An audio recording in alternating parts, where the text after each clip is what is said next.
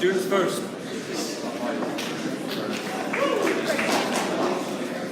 Next Thursday, MUN is having their elections. That's next Thursday, D-Day. If you've been to a meeting all year or a conference, come vote, please. The 4 positions are President, VP, Secretary, Treasurer. Thank you.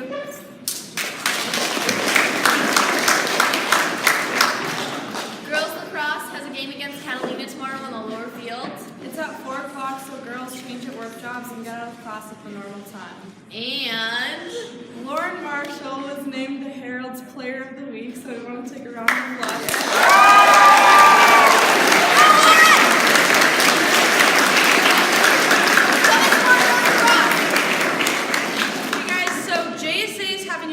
This Thursday, G-Day, and we're having elections for next year's JSA cabinet.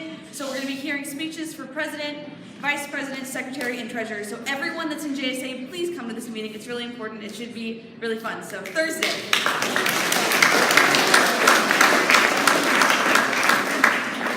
Track meet this Thursday in PG. So if you like fog, you should come and support us.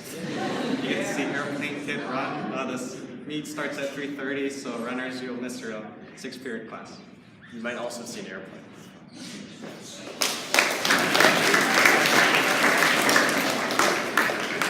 Just so you all know, there are for all the jazz ensembles, so that's vocal jazz, combo, and big band. We have extra practices tonight. They start at 5:30, but that's just for the combo. Most people don't start till like 6:30. So please make sure to check your emails We and have come. pizza, right? And yeah, Yes, that's we get bringing pizza. pizza and drinks, so you guys don't need dinner. Why am I here right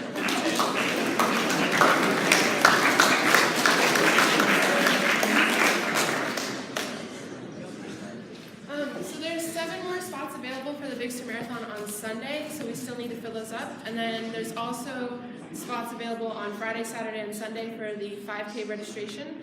And it's in the afternoon, and it's only like 3-hour shifts, so if you guys could help out and volunteer. And then if you need to find any more information, it's on Haiku on the Service Learning tab.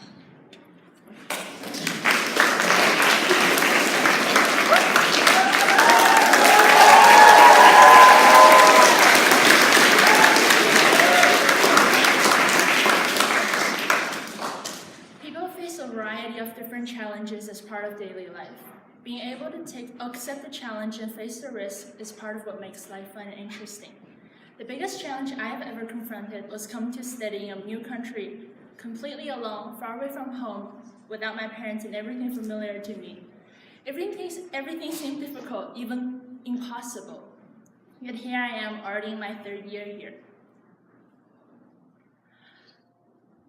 I believe it's fair.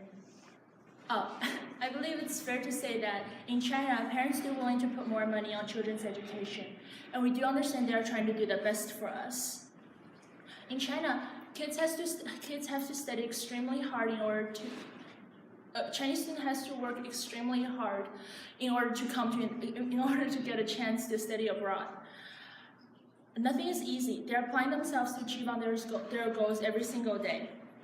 Just to prepare for when the time finally arrives, they can come to study in the United States.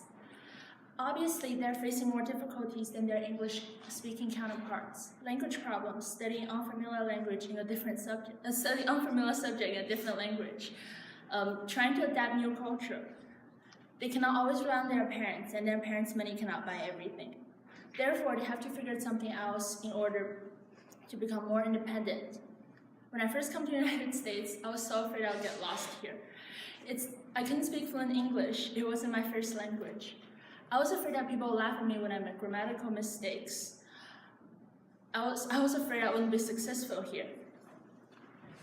Luckily, I told myself to be brave and willing to take on all the challenges. Luckily, I have good fortune to meet some kind and generous people. What about making friends here?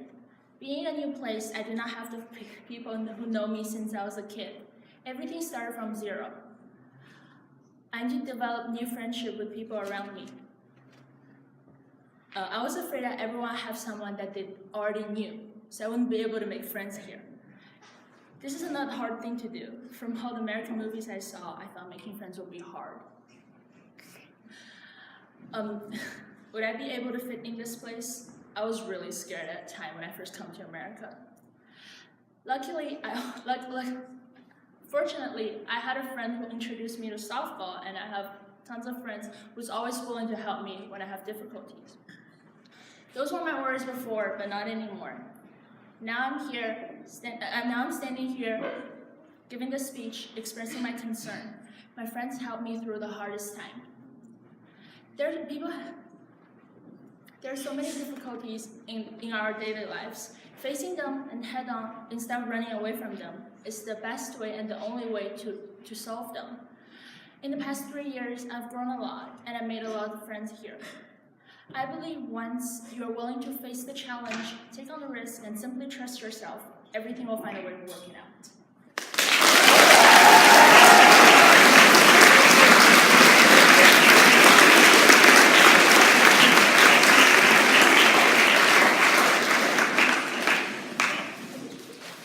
So this weekend, our Fine Arts Festival, that as I mentioned last time, almost everyone in this room is involved in some way or other.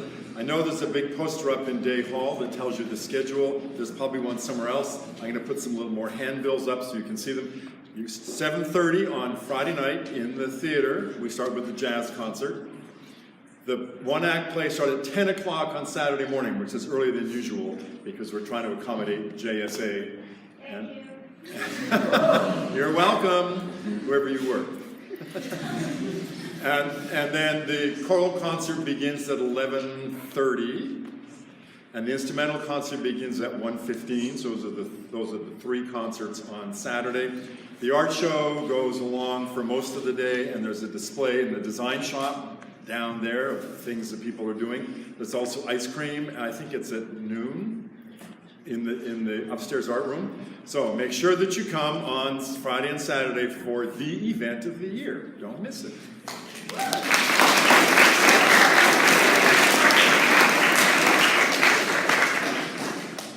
So just to pick up from what Mr. Walker was saying, it's a very busy time of year, rich with lots of exciting activities, from the Festival of Arts weekend to sports practices and matches for spring sports. We have students that are preparing for advanced placement exams, students in York Advanced Studies courses that are preparing for projects in those courses and other tests. All of us have final exams on our mind for the first couple weeks of May. And in order to help you kind of decompress a little bit, especially after a very busy weekend this weekend, and to help you have some time to prepare, to look ahead, to get organized, and to think about the last couple weeks of April and the first couple weeks of May, York offers this coming Monday what we call a study day. So campus will be closed. You are invited to stay home for the day and to use the day as you think best, to rest up, to catch up, and to look ahead. And ideally, to think about the goals that you've set for yourself for this year and your plans for attaining those goals in these last and very busy and very exciting weeks of school as we head into the end of the school year. So please use Monday wisely, and this is a good time to check in with teachers during tutorial this week to think about how you might use Monday's time to help you attain what you want to attain here at York School, especially in your academic classes. Thanks.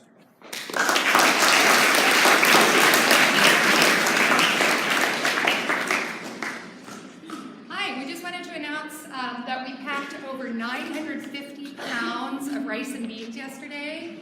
And just in case you don't recall what Rice Plus, the organization, is all about, those individual packets of rice and beans will go to really impoverished families here on the Central Coast who don't have a way to access the food bank or things like that. So it's a very immediate way to do some good in the community. So I want to thank all of you who participated in that and who donated, because we bought a lot of rice and beans with, I think it was, what, $450 roughly?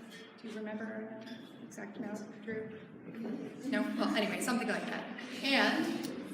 And so thank you for making the sack lunches. Ms. Wolf and I took them over to Dorothy's Kitchen yesterday, and It was really, the director met us. We had a hard time getting to the location to drop them off because they've had a fire, they've had a eucalyptus tree come down on a power line. Their power was off. It was kind of a war zone. I mean, it was really a little bit chaotic, and she was just so grateful. She was moved. She said, you know, when the power first went off, these people just rise up and do what's necessary, and these taco trucks, I guess a couple days ago, just showed up and started serving food. And then she goes, and today York School just showed up, you know, with this wonderful donation, and somehow we keep going. So it was really valuable. You guys made a huge difference. Over 250 sack lunches. They serve 350 meals a day over there. So it's a really great cause that you contributed to, and thank you for that.